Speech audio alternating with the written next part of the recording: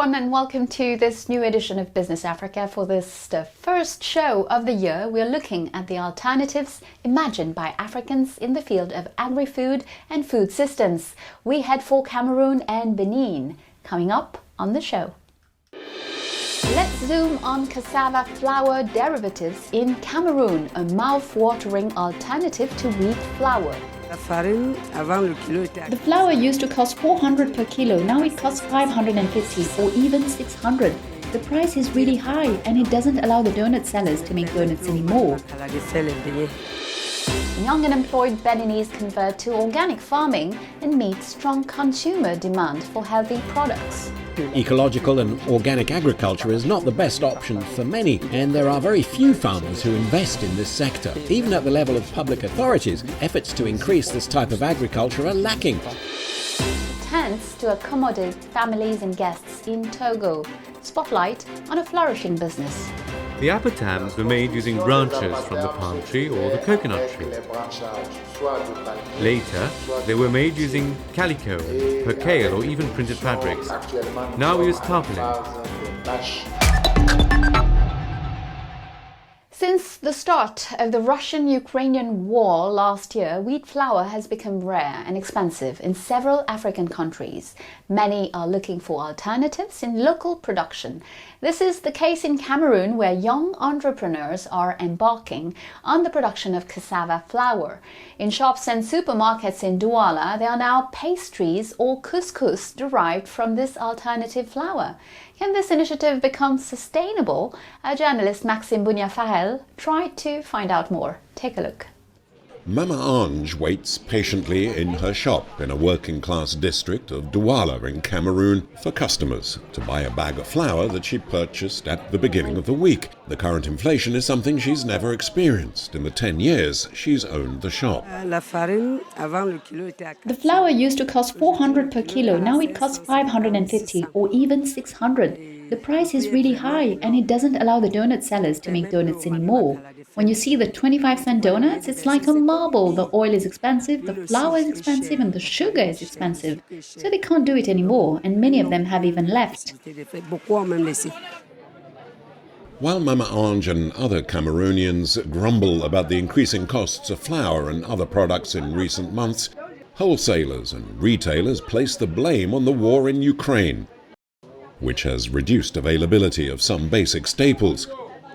It's something that makes life difficult for millions of households.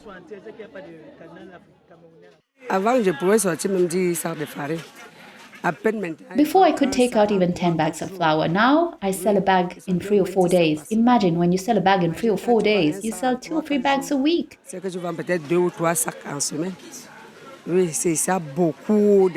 This has a big impact on sales. Usually we should be familiar with flours such as cassava and maize, but this is different from the case in the market, and we are more familiar with wheat flour. As inflation persists, a Cameroonian association proposed a local solution as an alternative to the increasingly expensive flour. They decided to replace the wheat flour with cassava flour, in which cassava tubers are transformed into flour, which is then used to make bread and other pastries. We transform cassava into flour for pastry, and with this flour we make crispy biscuits, pancakes, cakes and pizzas. We also have water fufu, the water fufu we eat with the eru, and the fresh couscous. Sulamite's center of production is in the Bonaberi district of Douala. Farmers come with their trucks or pickups. It depends on the quantity, 1.5 tons, 2 or 3 tons, but here we take a maximum of 3 tons per day. So the cassava arrives here, we pour it and weigh it on the spot.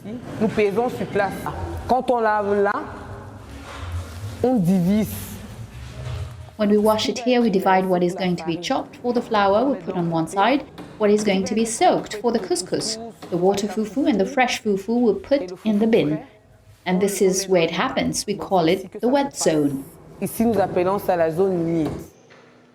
Here, crisps, fresh and dry couscous, cakes and other products are made by this agricultural enthusiast who initially had difficulty introducing her wares to consumers more used to wheat-based products. But in recent months, thanks to the support of other associations, interest in her goods has taken off. We systematically identify the actors who are involved in the potential of transformation done locally. In addition to that, after identifying them, we list them, and after listing them, we support them in structuring their business. Moreover, we also help them with advice and counsel, which is what we do through conferences and workshops. If a long-term objective is to favor the consumption of made-in-Cameroon foodstuffs, economist Edmund Caute believes the government will first need to increase subsidies and investments in the production and processing of local products for local consumers.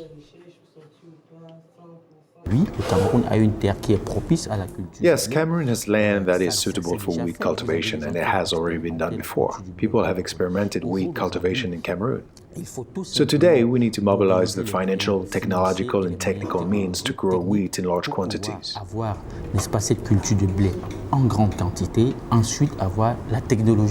And to leverage transformation technologies from wheat to flour, which is possible. And it's the same for rice and maize. Today we need to resolve the question of the cost of production. If we produce wheat in Cameroon or process it in Cameroon, will it be competitive compared to imported flour and wheat? This is the question that needs to be asked. According to the Ministry of Trade, Cameroon imported nearly 900,000 tons of wheat in 2021. Yet cassava production is proving to be robust, with 4.8 million tons in 2020. And with other stocks struggling to sell, it's another argument for diversification and the local processing of cassava flour. And meanwhile, a major African economy is suffering from its heavy reliance on grain and energy imports. It's Egypt. The country is facing a currency crisis marked by the collapse of the Egyptian pound over the past 12 months. The government has just taken emergency measures to improve the situation in the ports. Shipments estimated at nearly $10 billion are indeed blocked there for lack of access to the dollar. This poses, of course, an inflationary threat to food prices. In Kenya, weak agricultural performance in the face of the worst drought in 4 decades is dragging the economy down. More than 5 million people are threatened with starvation. The production of key export items such as tea, flowers and vegetables are suffering from the increase in the price of fertilizers and fuel. But despite the tough context, results are better than expected for Kenya's growth. In the third quarter of 2022, the country recorded an increase of 4.7%.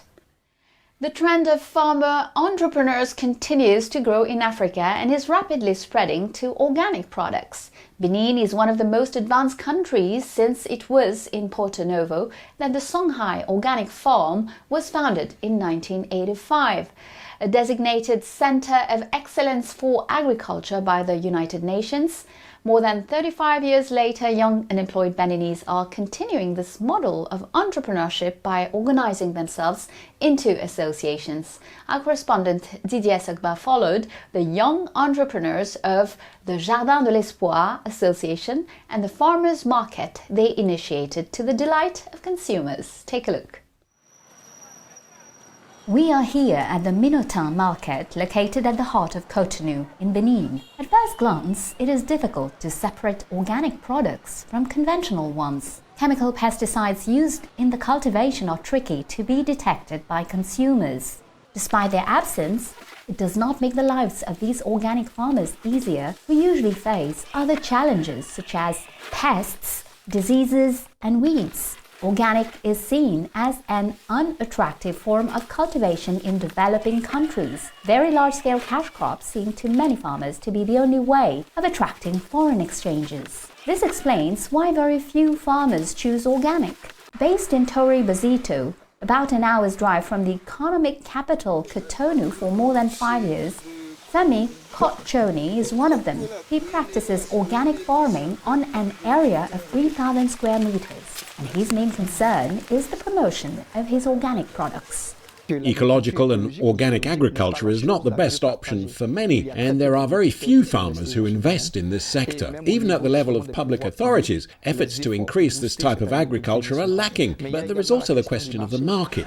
At the market, organic products are sold at the same price as conventional ones. To be sure of what they are consuming, buyers of organic produce look for and identify gardens that practice this form of agriculture. This is the case of Merveille Nanukon, a young hairdresser living in Pijose, Cotonou. She doesn't hesitate to drive across town to stock up on organic vegetables at the farm Ousmane's Garden of Hope. La plupart du temps, moi, je prends les légumes. Most of the time I buy the vegetables, and as you can see, compared to chemicals, organic products are the Les best. produits bio sont les meilleurs, puisque ça prend du temps à se détériorer. Since their lifespan is longer, it remains good to eat for a longer period of time. And the taste also differs, so I like to consume organic. It's above all to meet this growing demand that Femi Kotchoni and his friends launched in August 2021 the Farmers Market, a bi-monthly 100% organic market that they finance themselves. 7 gardeners manage this market, which welcomes 100 customers. These organic products are sold at a higher price than in conventional agricultural markets to ensure a decent income for organic farmers. We do all we can to ensure that the farmer receives a fair price. Our goal, of course, is to reverse the current trend within 3 years. So 70% in the farmer's market and 30% in a normal market. The Farmers Market is the only initiative where you can find certified organic products in Benin. The duplication of this initiative in the rest of the country could favour farmers to invest in organic and also seek to transmit their cultivation techniques. Our customers recognise the value of our vegetables. In organic, you don't say, you need the money to buy some chemicals, you just need to use your hands. I believe that to produce it is even easier than using chemicals. For example, I don't need to pay for insecticide. We use neem leaves, which we have on the farm for the treatment, also papaya leaves, Vernonia grape leaves. I take them all, pile them up and soak them in water. They soak for several days, and then I drain and filter them and I make my treatment with it. We don't kill the insects, we just keep them away. With neem and papaya leaves, if flying insects, worms and so on try to eat the leaves, they won't like the taste. The products that we use will change the taste of the leaves. It's bitter or spicy. We do our own composting. We take dead leaves and dry leaves and we mix them with cow dung and droppings and charcoal waste. That's how we fertilize the soil. A traditional know-how which is quickly coming back to life and which could give Africa a real edge, and above all the ability to build up a new reservoir of organic products. According to a study by the Food and Agriculture Organization of the United Nations, the FAO, in 2017, Africa has almost 60% of the world's uncultivated land. Africa is a continent that's developing, and it's the only continent today where there's the possibility of enjoying natural produce, because the African farmer doesn't have the means to use lots of chemicals and cannot afford the heavy machinery to spread such products all over his soil. He can't afford to produce 2,000 hectares on his own. We still have natural seeds in Africa, and they are threatened, so now is the time to realize they must be saved. We must create granaries of natural seeds in the face of manipulated seeds, which have been transformed, seeds whose genes have been modified and which, once planted, become a threat to the environment and to the health of consumers. For Femi and his friends, their market has in any case already won its awareness bet. It's been a very successful initiative. We launched it to provide healthy fruits and vegetables free of pesticides and chemical fertilizer residue to consumers. We did not want it just for the well-off, we wanted it for the entire population. And looking at the mix of customers who've come here, I can say for this, our second edition, we have reached our goal. The roadmap has already been drawn, duplicating organic markets throughout Benin before extending them to the entire sub-region, with a central target to become the leader in the distribution of agroecological products throughout West Africa. The region still only accounts for 17% of organic cultivated areas on the continent. But the trend is towards an increase in local initiatives, with already good export figures for some products such as organic pineapple from Benin or soy from Togo. Welcome back to the second part of our show. More than 3 weeks after the Africa-United States Summit held in Washington, voices are being raised on the continent to demand more concrete results. Among them, the rapid renewal of the law in favor of Africa's growth and its access to markets, the AGOA, which is due to expire in 2025. The United States is considering how to improve the agreement, which excluded several countries, such as Rwanda, Ethiopia, Guinea, Mali, and more recently, Burkina Faso. More generally, Africa expects economic benefits from the partnership, as Foreign Minister Mohamed Ali Yusuf explained when discussing the situation in his country, Djibouti. Let's hear more. The fundamental message that we sent to our American friends is that there must be economic benefits from this American presence in Djibouti.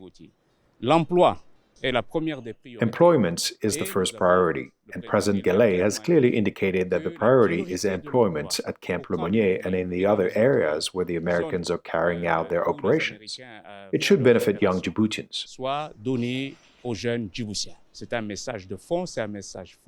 It is a fundamental message, a strong one, and we're not going to compromise, so we have exposed these situations and we're waiting for the United States to respond on how to rebalance this deficit. In terms of employment, economic benefits, investments, and in terms of tax losses in relation to their presence in Djibouti here. A brief highlight of the discussion that we had with American officials. A clear message from Mohamed Ali Yusuf, Minister of Foreign Affairs of Djibouti. The government of Somalia has just declared illegal the oil rights of the British General Energy in the region of Somaliland. The government of Somalia argues that they are the only authority empowered to issue these permits, including in this northern region, which declared independence in 1991. In October, Somalia signed an oil exploration agreement covering 7 offshore blocks with US-based coastline exploration. And in Cameroon, mining resources were in the spotlight during President Paul Biya's greetings to the nation. He announced the kickoff of projects for the exploration of Kribi-Lobe iron ore, the Mambalam-Nabeba deposit, and Bipindi Grand Zambi iron starting this year. It should be noted that these projects involve the construction of associated infrastructures, an iron enrichment plant, a 60-megawatt power plant, a railway line, an ore terminal, as well as a steel complex for local iron processing are also planned. And we head for Togo for this last report. In Lomé, the business of appâtâmes, these large removable tents, have flourished everywhere since a few years. They are installed during official ceremonies such as political meetings, but also funerals. A good business for private companies that have entered this very profitable market. Jean Agboste had followed the beginnings of this flourishing sector. Take a look. In Togo, as elsewhere in Africa, funerals require a wide range of services, one of them being the hire of appâtâmes, vast tents put up to cater for all kinds of events. It's the weekend in Lomé. This street is the scene of intense activity.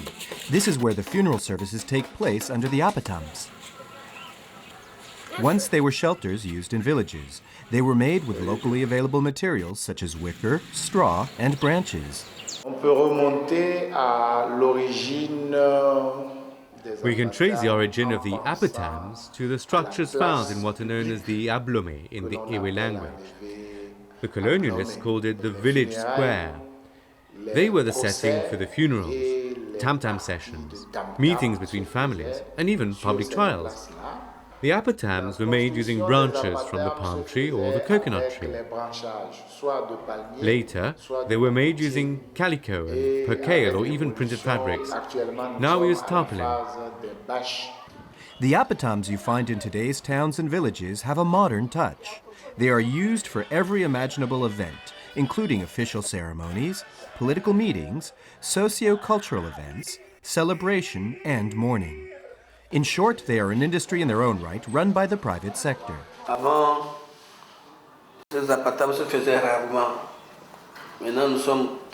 appâtâmes weren't as popular before, but now we get orders from all over for funerals, and even for celebrations such as birthdays and weddings.